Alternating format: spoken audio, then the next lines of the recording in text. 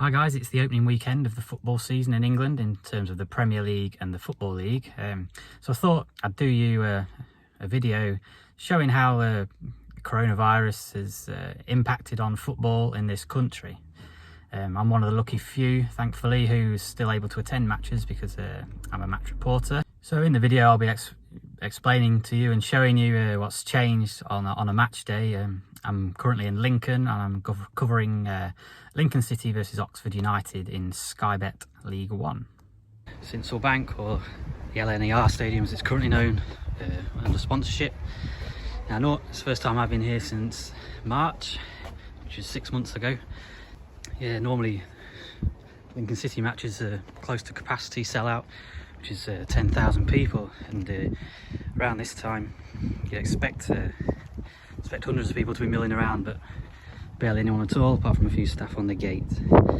I've got to put my mask on now as I enter. So far so good, and past the security.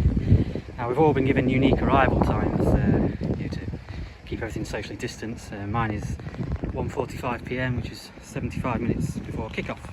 Next stop, temperature check with Chris Ashton. Fingers crossed I'll finally get in the ground. Okay, all good.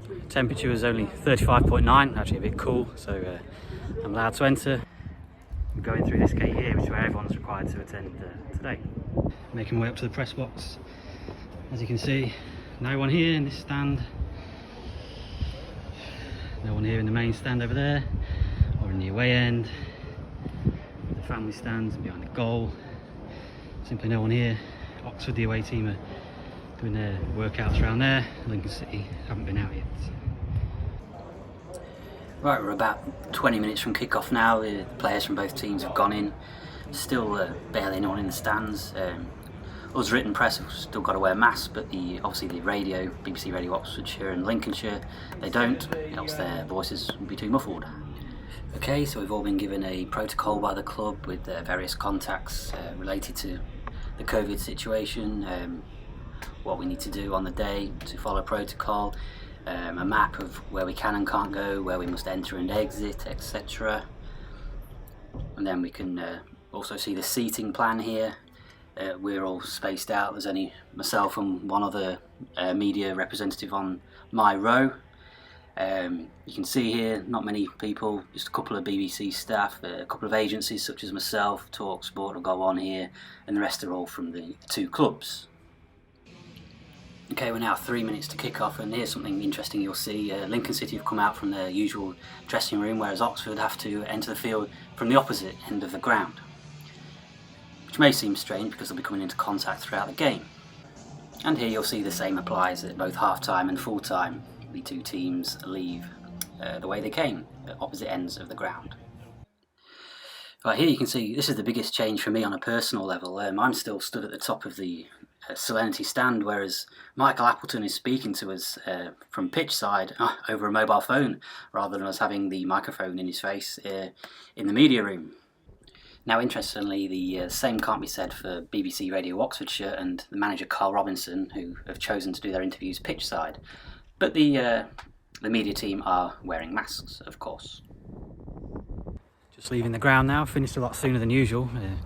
The managers seem to do their interviews a lot earlier than usual. I guess it's because the ground was empty, kind of 20 minutes earlier than it used to be. A very strange situation. I don't think the protocol's quite been implemented as well as it should yet. It seems strange that one interview was able to be managed, one of the managers was able to be interviewed pitch side, whereas one we had to interview from the top of the stand, which doesn't really make a lot of sense, but it's early days and we'll get used to it.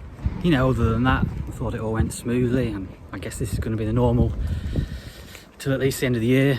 It's only mid-September now. I can't see fans being allowed back in anytime soon, but what can we do?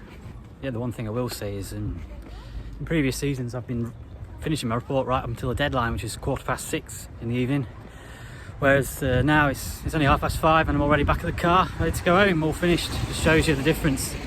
So home now. I thought I'd take a moment just to reflect on the day. I thought it all went very smoothly as far as Lincoln City as a football club is concerned. There's certainly no issues that arose for us in the press box. Everyone knew their position, where they could and couldn't go, etc. No problems at all. You know, I did show that Carl Robinson had chosen to conduct his interview with the Radio Oxfordshire staff at the side of the pitch. That wasn't a criticism of Lincoln City at all. That was just simply where he requested to do it, and the radio staff obliged. As for the game itself, it was quite a surreal experience, as you can probably imagine. Lincoln City scored 2 very well-worked goals. But of course there was no fans there to celebrate them. There was just the odd clap from the stand.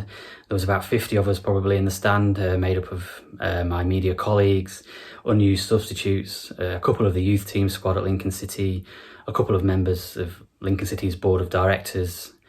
That's probably about it, and a few other staff from the club, of course. I guess another thing that struck me is how quiet it was, as you can imagine. Again, I could hear conversations taking place in both dugouts, even from my position in the press box, which is right at the very top of the stand. I could also hear the conversations taking place on pitch and all the shouting from the players. You know, if you imagine what a Sunday League game sounds like, it was very similar to that, which is, it's a bizarre situation considering it's a League One football match. Obviously, it was a big learning curve for me. It's my first experience of a match like that. As I'm sure it's been a big learning curve for football clubs and organisations and individuals who are also involved in the game.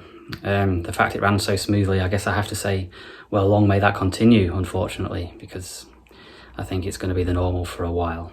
Anyway, I hope you've enjoyed watching. Thank you. Bye-bye.